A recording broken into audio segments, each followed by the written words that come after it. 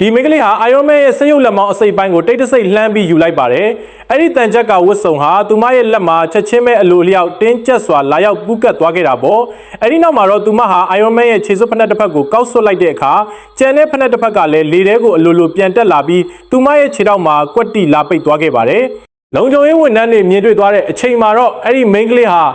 Iron Man ရဲ့ဝတ်စုံတစ်ခုလုံးကိုအပြည့်အစုံဝတ်ဆင်ထားပြီးဖြစ်ုံတင်မကပဲဝတ်စုံရဲ့အရွယ်အစားကလည်းသူမရဲ့ခန္ဓာကိုယ်နဲ့အင်မတန်ကွက်တိဖြစ်နေခဲ့တာဖြစ်ပါတယ်။နောက်တစ်စက္ကန့်မှတင်ပဲသူမရဲ့ဒုံးပြန်ခြေစွပ်တွေစီကနေမီးခိုးတွေဝုန်းကနေမှုတ်ထုတ်လိုက်ပါတော့တယ်။လုံခြုံရေးဝန်ထမ်းတွေလာရောက်တားဆီးဖို့အချိန်မရခင်မှာတင်အဲ့ဒီမိန်းကလေးဟာလေးထုထဲသို့မီတာပေါင်းများစွာအရှိန်ပြင်းပြင်းနဲ့ပြန်တက်သွားခဲ့ပြီးမျက်စိရှေ့တင်ပျောက်ကွယ်သွားခဲ့ရတာပေါ့။ဒါအဲ့ဒီမိန်းကလေးအတွက်ပထမဆုံးအကြိမ်ဖြစ်ကောင်းကင်ယံမှာပြန်တန်းပူးခြင်းပဲဖြစ်ပါတယ်။သူမဟာဝတ်စုံမှာပါတဲ့Smart AI Assistant ဖြစ်တဲ့ Jarvis စနစ်ကိုချက်ချင်းအသက်သွင်းလိုက်ပါတယ်။သို့တော်လည်းအဲ့ဒီ Jarvis စနစ်ဟာ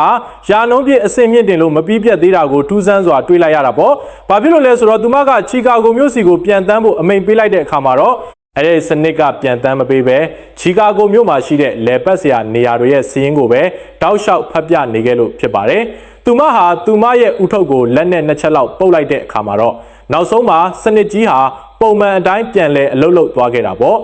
အဲ့ဒီနောက်မှာတော့တန်ချက်ကဝတ်စုံကြီးဟာအရှိန်အဟုန်ပြင်းပြင်းနဲ့မြေရီပြင်ပေါ်ကနေလျှက်တက်ပြက်မောင်းနှင်သွားခဲ့ပြီးအကွေ့အကောက်တွေကိုလည်းချောမွေ့စွာဖျက်ကျော်သွားခဲ့ပါတယ်သူမဟာကောင်းကင်ယံထက်မှာအင်မတန်အံ့ဩမင်သက်စရာကောင်းတဲ့ကွေးညွတ်မှုပုံသဏ္ဍာန်တွေကိုရေးဆွဲပြီးပြန်တန်းပြနေခဲ့တာပေါ့အောက်ခြေမှာရှိနေကြတဲ့မြို့ပြပြည်သူတွေအားလုံးဟာကောင်းကင်ကမြင်ကွင်းကိုကြည့်ပြီးပါဇက်အဟောင်းသားနဲ့အံ့ဩချီးကျူးနေခဲ့ကြပါတယ်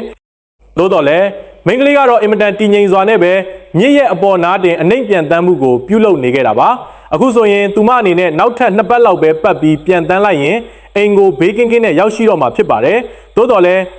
မမျှော်လင့်ပဲအဲ့ဒီစနစ်ကြီးဟာနောက်ထပ်တစ်ကြိမ်အကြီးအကျယ်ချို့ယွင်းချက်ထပ်မံဖြစ်ပေါ်သွားခဲ့ရပြန်ပါတယ်သူမရဲ့ခေါင်းစွပ်ဥထုပ်ကြီးဟာအလိုလျောက်ပြုတ်ထွက်သွားခဲ့သလိုဘဲဘက်လက်မောင်းကတန်ချက်ကအစိပ်ပိုင်းတွေကလည်းအောက်ကိုဝုန်းကနေပြုတ်ကျသွားခဲ့တာပေါ့သူမဟာလေထဲမှာခန္ဓာကိုယ်ဗဟိုချက်ကိုလုံးဝထိန်းချုပ်လို့မရတော့ပဲကောင်းကင်ယံထက်ကနေအရှိန်အဟုန်ပြင်းပြင်းနဲ့အောက်ကလမ်းမကြီးရဲ့အလဲဗဟိုတက်တဲ့စီတို့ဘုံကနေပြင်းထန်စွာစောင့်ကြပြီးပြက်ကျသွားခဲ့ရပါတော့တယ်